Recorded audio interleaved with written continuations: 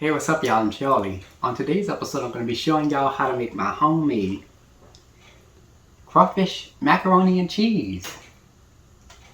Now, this is made with real crawfish, of course. It has 3 different types of cheeses in it. We have a little evaporated milk, a little sour cream, and also have my favorite blend of New Orleans seasonings. And of course it has the elbow macaroni in it as well, okay? This recipe calls for about 6 to 8 or even more servings depending on the amount that you serve, and it is delicious. So without further ado, let's get started. Alright, here's all what y'all gonna need to make y'all New Orleans crawfish macaroni and cheese. Let's get started. You're gonna need 1 pound of crawfish tails, 1 pound of elbow macaroni, 2 packages of extra sharp cheddar cheese, 1 package of pepper jack cheese, and what the hell is this? Shaved Parmesan cheese. We have some sour cream that's gonna give the cheese a nice little flavor, and it also makes the macaroni creamy, so I like that. And you're also gonna need some evaporated milk, salted butter, and for our seasonings you're gonna need some salt, pepper, onion powder, garlic powder, and for me I'm gonna be using some crab ball. But if you don't have that, you could just use Tony Chachere's. If not, you could use Old Bay, Lawry's, whatever kind of seasoning that you have, use it, okay? And to bake your macaroni and cheese, you're gonna need a regular standard 9 by 13 inch glass pan. Oh, and I forgot to tell y'all that y'all gonna need a little a cheese shredder. And that's it. All right, y'all, let's get straight to it. You wanna go ahead and get started by shredding 2 packages of this extra sharp cheddar cheese.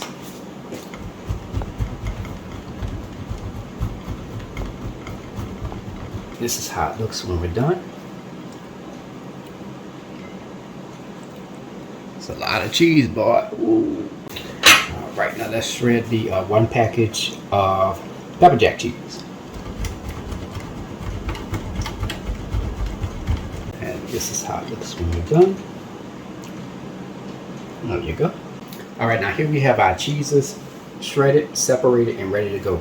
Now, before we get started, you want to make sure you reserve 1 cup of this extra sharp shredded cheddar cheese, because we're going to use this as a topping for our macaroni and cheese. All right, and place this into your refrigerator, okay? So all right, y'all, let's get started with our macaroni. So in our this is a large pot I have here, and I filled it with 2 1/2 to 3 quarts of water. So you always want to season the taste, so I'm gonna add about 2 teaspoons of salt, estimated. That might be a little bit more than that, but hey. All right, so now what we're gonna do is we're gonna give this a quick stir, and we're gonna let this come to a simmer, a ball or whatever. All right, now we're gonna go ahead and add our elbow macaroni in here.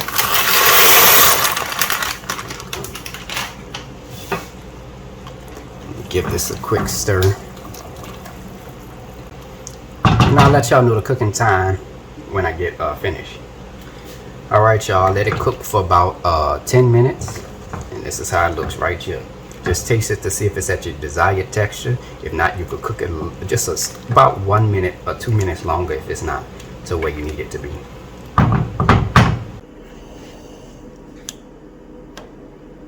All right, now we're gonna add our mixture into this mesh strainer. Now I'm gonna go ahead and just let this sit in here until it cool off. It could take 30 minutes, it could take an hour.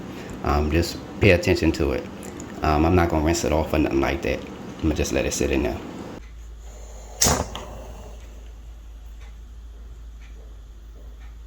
All right, let's go ahead and get started with making our cheese sauce. In a small pot, I already have my fire preheated to medium-low heat. We're gonna add 1 cup of evaporated milk. And to that, we're gonna add 1/4 cup of sour cream at room temperature. Not only will this help make the macaroni and cheese creamy, but it'll also help with the sharpness of the cheese as well. Now we're gonna add 6 tablespoons of melted salted butter. Now let's go ahead and add our seasoning. Now you want to adjust the seasoning as needed for the recipe. If you want to add more, you can add more. If you want to add less, you can add less, okay? Now first things first, we're going to sprinkle about 1 teaspoon of salt. And to that, we're going to add a half a teaspoon of Zatarain's crab ball. If you don't have the Zatarain's crab ball, you could just add 1 teaspoon of the Tony Chachere's and you'll be good to go. And also, you want to add 1 1/2 teaspoons of salt if you're using the Tony Chachere's, okay? Now, I'm going to sneak a little bit of Tony Chachere's, just a little bit. Alright, and to that we're going to add 1/4 cup, about 1/4 cup. I'm adding 1/4 teaspoon of black pepper, 1 teaspoon of onion powder, and 1 teaspoon of garlic powder. Should be enough. Now I'm going to take a whisk and I'm just going to give this a quick stir.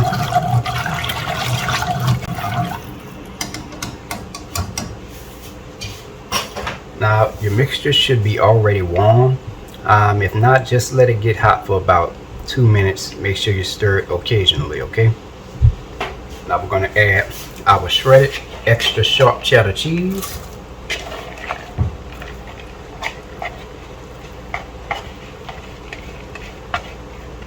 our shredded pepper jack cheese. Just add it all in there, all of it.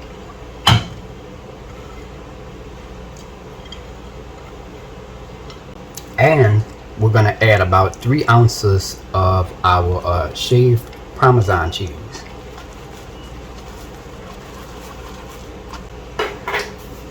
And I'm going to just take my whisk and I'm going to just try to give this a quick stir. It's going to be a little hard at first. Just kind of dip the cheese in the milk mixture. And from there you could just stir it. And I'm going to continue to stir this until that cheese has been completely melted, and I'm going to give y'all the time once I'm finished, alright? So see y'all then. Alright y'all, it's been about 5 minutes into the cooking time and our cheese has completely melted. As you can see, that's a little thick, but that's alright. We're just going to add our crawfish tails.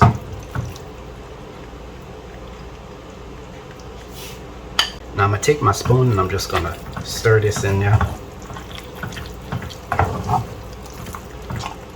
Oh, that smells good. Oh, goodness.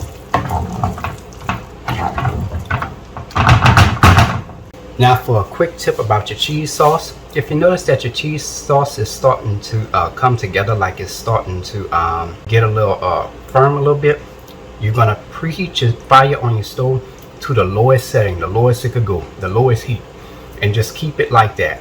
And then from there, you can come back every few minutes, give your cheese a quick stir, your cheese sauce a quick stir, and that way your cheese sauce will still be the same temperature it was when you melted. Now don't worry, it won't cause the cheese to overcook or anything because it's on the lowest setting. It's not going to have any effect on your cheese, alright? So make sure you pay attention to that. Alright, now we're going to go ahead and take some salted butter and we're just going to spread that along the bottom and onto the sides of our baking dish. Alright, now I'm going to go ahead and preheat my oven to 400 degrees. Alright, we added our cooked elbow macaroni into this large pot. Now what we're going to do is we're going to go ahead and add our cheese sauce. Now your cheese sauce might be a little thin and runny, but no worries. It will thicken as it cools, so don't panic over that, alright? Now only thing you gotta do now is take our spoon and just give this a quick stir. Do y'all see? Do y'all see? You know, if you want to add a little bit more butter, you could do that. That looks good. Alright. Now we're going to go ahead and take our crawfish macaroni and cheese mixture. And we're just going to add it into our baking pan. Get a spatula to get all that in there. Alright. gonna do now is we're just gonna spread this around as even as possible. Now what we're gonna do is we're just gonna lightly sprinkle some of this shaved Parmesan cheese on top. I would say about 1 to 2 ounces, not too much, just a little bit. Now remember that 1 cup of shredded extra sharp cheddar cheese that I told you to reserve.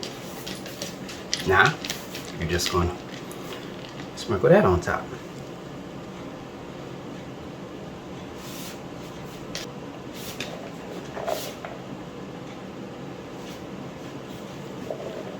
Alright y'all, now we're going to go ahead and place this into a preheated 400-degree oven.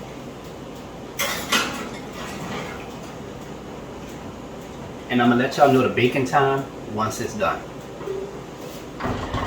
Alright y'all, our crawfish macaroni and cheese is done. We're going to go ahead and remove this out of the oven.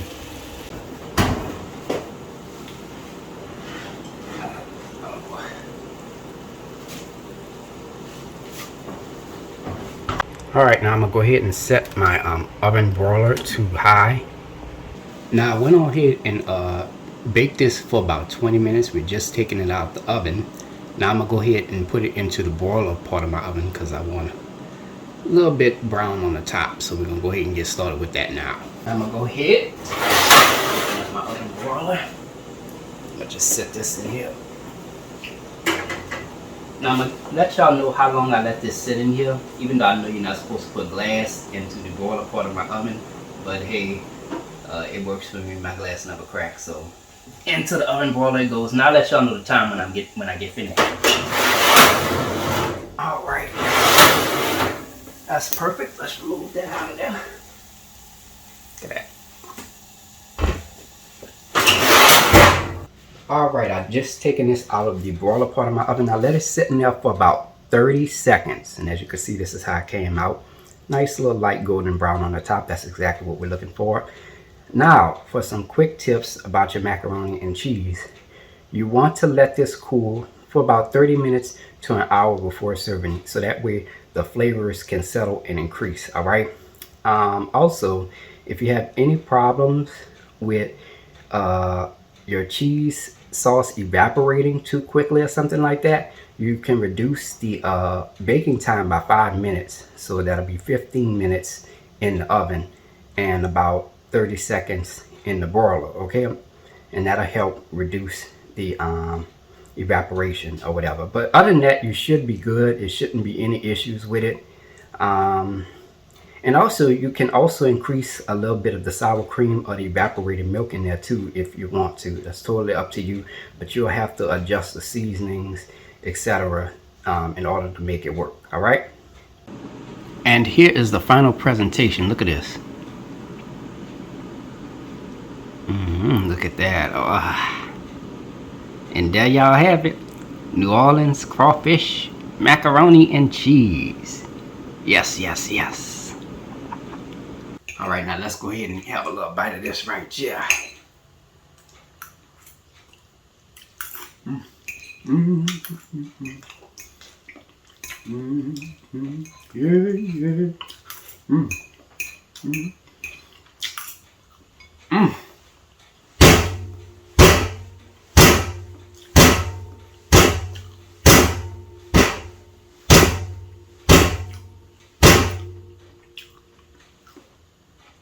Just like I said earlier in the video, it's creamy, it's cheesy, and it's delicious. And then you have the flavor of the seasoning that we added in the crawfish. Oh, it's fantastic. Oh.